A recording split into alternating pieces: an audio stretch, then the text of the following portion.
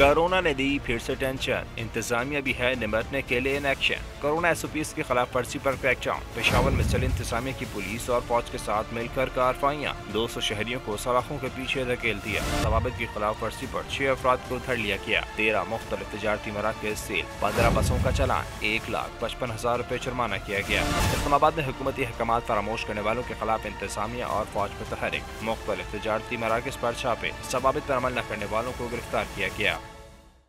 ए नूरे खुदा, नूरे बसीरत की तलब है। रमजान का सदका तेरी रहमत की तलब है। मख्फी हैं इसी माह में रहमत के करीने। गर्दाब से निकले हुए बख्शिश के सफीने। गोया है तेरे इश्क में हम सब बराबर। मजलिस को तू गुलदस्ता फिरदौस बना दे। रिंदों को सनाए शहलौलाक पिला दे। तू शम्मे कलम को यदे बैज़ाई अता कर। बच्चों को तो इफ्तार में तस्नीम अता कर। रमजान मुबारक की खुसूसी नशरियात रमजान में बोल, सिर्फ बोल एंटरटेनमेंट पर। रमजान में बोल।